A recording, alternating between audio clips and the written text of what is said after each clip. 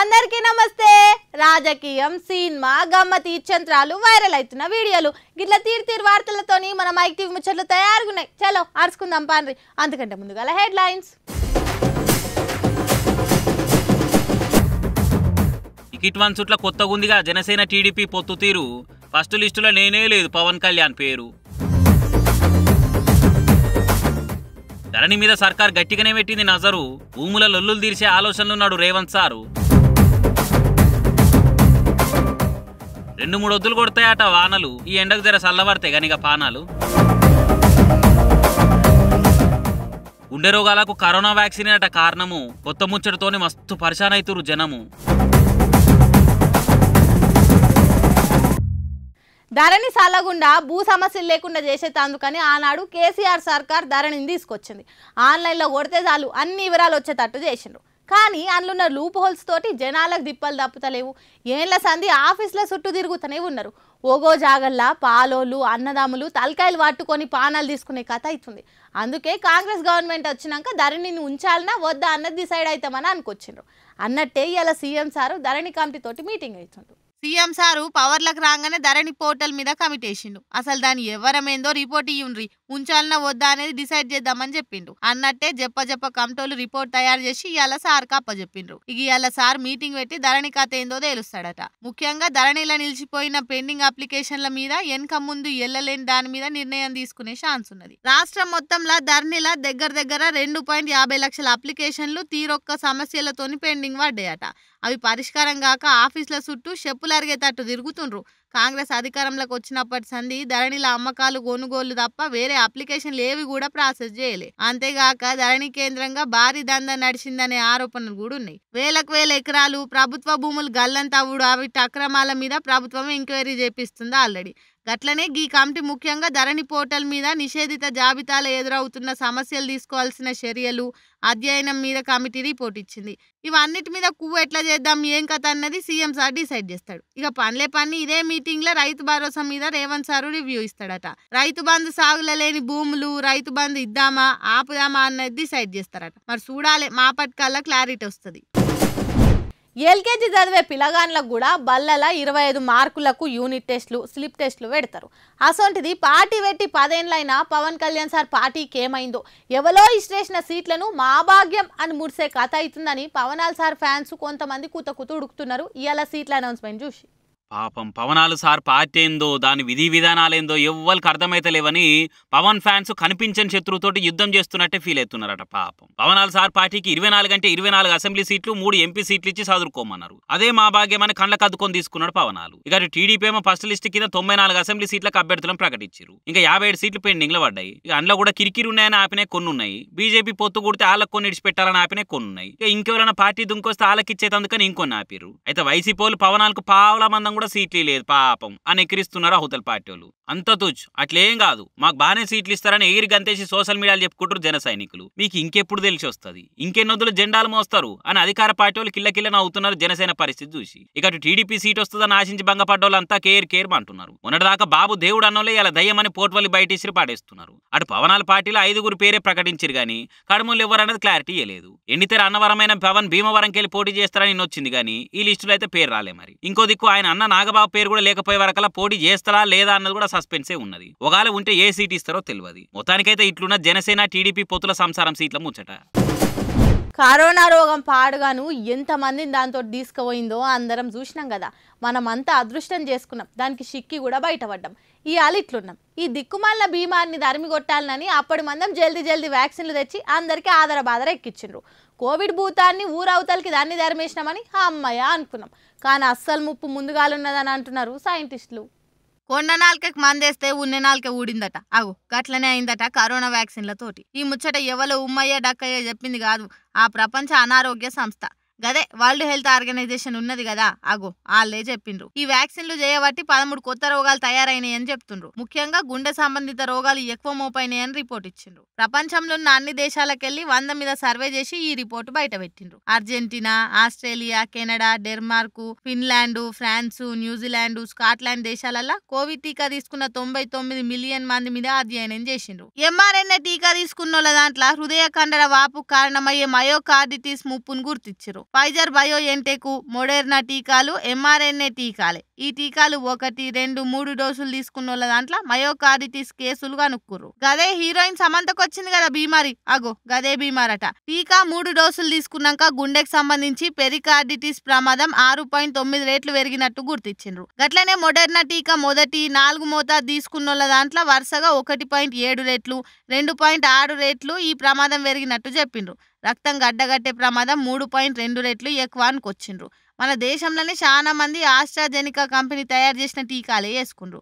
అవిటి ఎఫెక్టే కావచ్చు చాలా మంది ఈ నడుమ పిడాత గుండెపోటు వచ్చి జీవిడుస్తుండ్రు. చిన్న పిల్లగాన్లు 20-30 ఏళ్ళు లేనోళ్ళు కూడా కూసున్న కానే కుప్పగూలుతుండ్రు. ఇదంతా వ్యాక్సిన్ పుణ్యమే అని సావు కబుర్ సల్లగా చెప్పుకుంటా జనరల్ ప్రచురించిండ్రు ప్రపంచ అనారోగ్య సంస్థ పోలు. మెడికల్ మాఫియాల లాబింగ్ తోటి అప్పటికప్పుడు అన్నిటికీ పర్మిషన్ ఇచ్చిండ్రు. ఇప్పుడేమో నాలుకైగా అరుచుకుంటుండ్రు. అలా పైసా పిచ్చికి కోట్ల మంది అమాయకమైన పబ్లిక్ బలైతుండ్రని ప్రపంచ వ్యాప్తంగా మేధావులు ఆందోళన చేస్తుండ్రు. ఈ సంగతి తెలిసినాక ఇంకేం చేస్తారు పాటూరి. దేశం మొత్తంలా గరీబోలను ఆదుకునేందుకు సర్కార్ పింఛన్లు ఇస్తుంది. అందులో వితంతు పింఛను, వృద్ధాప్య పింఛను, వికలాంగుల పెన్షను ఇంకా బాగానే ఉంటాయి. ఒక్కో రాష్ట్రంలో ఒక్కో తీరిస్తారు. అయితే ఇన్నొద్దులు మనుషులకే పెన్షన్ ఇస్తారా అనుకున్నాం కానీ ఓ తాన చెట్లకు గుట్ట పెన్షన్ ఇస్తారట. ఏడనో అది మన చెట్లకు సుతా పెన్షన్ రాపించుకొచ్చుకుందాం పాండ్రి. బ్రహ్మం గారు చెప్పినట్టు ఇప్పటికే చాలా ఇచ్చంత్రాలు చూస్తున్నాం. ఇంకా రాని ఎన్ని చూస్తామో కదా. మనుషుల కంటే జర ముసలోళ్ళు అయ్యో ఒంటరిగా బతుకుతున్న ఆడోళ్ళు లేక పుట్టుకతో కాల్ చేసి అక్కలేనోళ్ళకు సర్కార్ ఆదుకుంటుందంటే ఓ లెక్క. కానీ గిదేంది హర్యానా రాష్ట్రంలో చెట్లకు గుట్ట పెన్షన్ ఇస్తురట. ఆ సర్కారోళ్ళు ప్రాణవాయు దేవత యోజన కింద చెట్లకు పెన్షన్ ఇస్తుర్రు. ఏళ్ల సందున్న చెట్లను కాపాడేందుకే ఈ పథకం ఆలోచన చేసిరట. ఈ స్కీమ్ కింద 75 ఏళ్ల కంటే ఎక్కువ ఏళ్లున్న చెట్లకు పెన్షన్ ఇస్తుంది హర్యానా సర్కారు.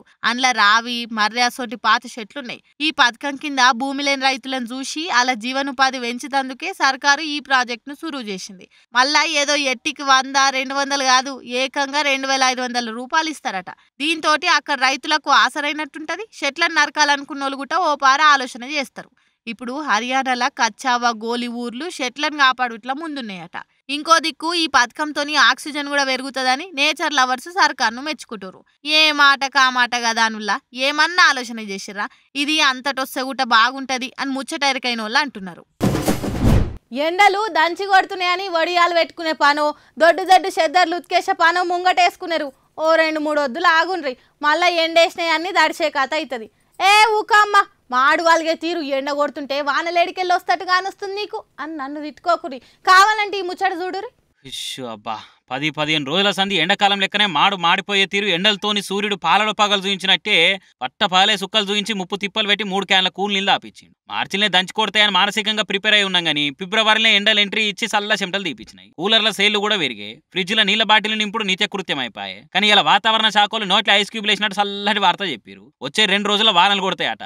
రాష్ట్రంలో ఆడాడ తడిసే తీరు వానంతలు కురుస్తాయని అనుకొచ్చిరు. కొన్ని వదుల సంధి ఖమ్మము, హైదరాబాదు, మహబూబ్నగర్ జిల్లాలో అయితే రాత్రిపూట ఉష్ణోగ్రతలు మస్తు పెరుగుతున్నాయట. పొద్దుగాల కంటే పొద్దుమీకి 2% ఉష్ణోగ్రతలు పెరిగి పానమంతా సిట పెడుతున్నదట. కానీ వచ్చే 2-3 రోజులు మరీ పెద్ద వానలు కాదు కానీ చిన్న జల్లులు అయితే పడతాయని చెప్తున్నారు. అటు ఏపీలో దక్షిణ కోస్తా రాయలసీమలో కూడా రేపు ఎల్లుండి ఓ మోస్తరు వానలు పడతాయని చెప్పారు. సరే తీరు ఎక్కువ వానలు పడి ఆగమయ్యే కంటే జర వాతావరణం చల్లబడ్డదన్నా కానీ నిమ్మలంగా ఉంటది. ఎందుకైనా మంచి చెత్తిర్లు తీసి తయారుగా పెట్టుకోరు. ఎట్లయినా ఎండలకు వానలకు రెండింటికి అక్కడికి వస్తాయి కాబట్టి పని చేస్తాయి. ఏమంటారు? పచ్చకామలు ఉన్నోళ్ళకు లోకమంతా పచ్చగానే కానొస్తుందంటే గిదే కావచ్చును. అరే ఏమంటే గీ ఏఐ ఎడిటింగ్ యాప్ వచ్చిందో కథ ఎవ్వరు ఏ వీడియో పెట్టినా గది ఏఐతోనే ఎడిటింగ్ చేసిరని కొట్టి వారేస్తారు. అరే అది నిజంరో దేవుడా అంటే కూడా ఈయనే స్థాయిలో లేరు ఇప్పటి పబ్లిక్. మోదాలు ఒగాయన భక్తిని ఏఐ అని కొట్టి వారేసి ఇప్పుడు నిజమని షేరింగ్లు చేస్తున్నారు. ఏం దునియా మోపైందుల్లా. అరే సల్లిలా మంచు గడ్డ కట్టినా సరే ధ్యానం అయితే బంద్ చేస్తలేడు చూడుర్రి. హిమాచల్ ప్రదేశ్ లా మంచులా కలిసిపోయి యోగా చేస్తున్న గీన పేరు సత్యేంద్రనాథ్. ఆయన శిష్యులు ఇష్పుత్ర అని పిలుస్తారు. సత్యేంద్రనాథ్ కౌలంటక్ పీఠం ఆశ్రమంలో 22 ఏళ్ల సంధి యోగా చేస్తుండు. అయితే ఈయన మంచులో మునిగినా సరే కూర్చున్న కాడికెళ్ళి మాత్రం లేవ్వకుండా ధ్యానంలో మునిగిపోయిడు. మొదలు ఇది వీడియో తీసి సోషల్ మీడియాలో పెట్టేసరికి అందరు ఇది రియల్ కాదు ఎవరని పిచ్చోళ్ళని చేస్తారు ఏఐ ఎఫెక్టే అని తీసి వాడేశారు. అటెన్క కరెక్ట్ చూసి అర్రే ఇది నిజమే ఏఐ ఎడిటింగ్ కాదు అని తేలేసరికి ఇప్పుడు సోషల్ మీడియాలో చక్కర్లు కొడుతుంది. భావితరాలకు యోగా అంటే ఏంది, దైవభక్తి అంటే ఏంది అని చూపెట్టనిక ఇట్లా చేసిరట. ఫస్ట్ వీడియో పెడితే ఎవ్వరు నమ్మలే, ఇప్పుడు నిజమని తేలేసరికి షేర్లు, లైకులు, ఓం నమ శివాయ మంత్రంతోని కామెంట్ బాక్సులు నింపుతారు. ఏమో గాని ఈ ఏఐ వచ్చిన కాంచెల్లి నిజంగా ఏదైనా చెప్తే అది ఎడిటింగ్ అనేది ఇష్టపడేస్తారు. రాను ఇంకేమైనా చెప్పినా నమ్మరు కావచ్చును. సచిన్ టెండూల్కర్ ను గాడ్ ఆఫ్ క్రికెట్ అంటే క్రికెట్ కి దేవుడు అసొంటోడు అని అంటారు. క్రికెట్లో అంత తోపైన సచిన్ కు భారత్ రత్నే కాదు మస్తు అవార్డులు, రివార్డులు, గిఫ్టులు కూడా మస్తుగా వచ్చినాయి, ఇంకా వస్తూనే ఉన్నాయి. కానీ అటువంటి తోప్ సచిన్ ఇంకొక ఆయనను తోప్ అనుకుంటూ ఓ గిఫ్ట్ ఇచ్చిన ముచ్చట మస్తుగా తిరుగుతున్నది. మీకు చూపిద్దామనే పట్టుకొచ్చిన చూశారు మరి. సచిన్ అంతే అని అనిపిస్తుంది ఈ ముచ్చట చూస్తే. అయితే అమీర్ అనే ఈయనకు చేతులు లేకున్నా కానీ ఇట్లా క్రికెట్ మస్తు ఆడతాడు. జమ్మూ కాశ్మీర్ పారా క్రికెట్ టీం తరపున ఆడుతున్నాడు. ఇప్పుడు ఈ దివ్యాంగుని దేవుడు నాకు అన్యాయం చేసిండని బాధతో బతకకుండా ఆట మీద కాయిస్ పెంచుకొని 2013 సంది ప్రొఫెషనల్ గా ఆడుకుంటా మస్తు మందికి ఇన్స్పిరేషన్ గా మారినట. ఇక క్రికెట్ ఆడే వీడియోలు చిన్నగా మెల్ల వైరలే సచిన్ దాకా పోయినాయి. దాంతో అమీర్ టాలెంట్ కు నేను మస్తు ఫిదా అయినా, జల్దీనే ఒకసారి పక్కా కలుస్తా, తారీఫ్ చేస్తా అని ఎక్స్లో రాసుకొచ్చిండు కొన్ని వద్దుల కింద. ఇవాళ అమీర్ని కలిసి అందరు నాకు ఫ్యాన్లు అయితే నేను నీ ఆటకు ఫ్యాన్, నీ ఆత్మవిశ్వాసానికి హ్యాట్స్ ఆఫ్ అని చెప్పిండు. ఇక ఆడుతూనే ఆగకుండా స్వయంగా సచినే సంతకం చేసిన బ్యాట్ని గిఫ్ట్గా ఇచ్చిండు.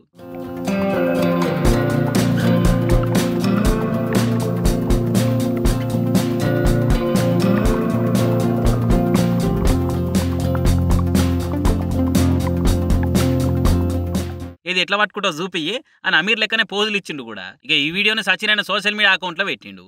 ఆటతోనే కాదు మంచి మనసుతోని ఫ్యాన్ ఫాలోయింగ్ పెంచుకున్నట్లా సచిన్ తోపే అనుకుంటా కామెంట్లు చేస్తున్నారు ఈ ముచ్చట చూసిన వాళ్ళు. ఇక మరి అట్లుంటుంది సచిన్తోని. మనం ఏడికన్నా పోతే మనకంటే ముందే మన సెంటు వాసన పోవాలని కోరుకుంటారు చాలా మంది. కొత్త సెంట్లు, వెరైటీ అత్తర్లు కొనుక్కోవాలని ఇష్టం చూపిస్తుంటారు కొంతమంది. అసొంటోళ్లకు ఓ కొత్త అడ్డ దొరికినట్టే. ఇంకా ఏడనో ఎవరో తయారు చేసిన పైసలు పెట్టి కొనుడు కాదు, ఎవ్వరికి నచ్చినట్టు ఎటువంటి సెంటు కావాలనో తయారు చేపించుకొని మరి కొనుక్కోవచ్చు. చూసి ఆ దుకాణం దొక్కరి మరి. అత్తరమ్మే దుకాన్లు ఎన్నో చూసుంటారు, కొనుంటారు. కానీ ఈ దుకాణానికి పోతే మాత్రం జస్ట్ స్మెల్లింగ్ లైక్ ఏ వావ్ అని అంటారు. దేశం మీద ఇన్ని సెంటు షాపులు ఉంటే మరి దీని స్పెషల్ ఏంది అని అంటే, మనకు నచ్చినట్టు మనకి ఇష్టం వచ్చిన బ్రాండ్కు తగ్గట్టు మన పెయి స్మెల్ కి తగ్గట్టు వేసుకున్న బట్టలు చూయించినా గానీ, ఆఖరికి మట్టి వాసన కాంచెల్లి మసాలా ఘాటు వాసనల దాకా ఏదైనా గానీ అది ఆర్డర్ ఇస్తే ఎంబటే ఆడదాన్ని చేసిస్తారు. బయట 1000 రూపాయలకు దొరికే సెంట్లు కూడా ఇడ 100లకే దొరుకుతాయి. వెరైటీ బ్రాండ్లు, తీరొక్క డిజైన్ బుడ్లు కొనొచ్చు. దుకాన్ల గమ్మతి సెంట్లు కానొచ్చే వరకల్లా చాలా మంది వచ్చి ఫోటోలు, వీడియోలు తీసుకుంటే ఇంకో 10 మందికి తెలిసేటట్టు చేస్తున్నారు. ఈ షాప్ దుబాయ్, సౌదీ, కడమ దేశాలలో కూడా బ్రాంచ్లు ఉన్నాయి. హైదరాబాద్ లో అయితే ఇదే ఫస్ట్ బ్రాంచ్ అట. అన్న జర నీకు వచ్చిన హిందీలనే 2-3 ముచ్చట్లు చెప్పే మీ స్పెషాలిటీ ఏందో. इसके ब्रांच यूएस में है, 5 ब्रांचेस है. ये इंडिया में फर्स्ट ब्रांच है हैदराबाद में. CR7 मिल जाएगा, रोनाल्डो का ब्रांड है उसका, रोनाल्डो का CR7 मिल जाएगा आपको.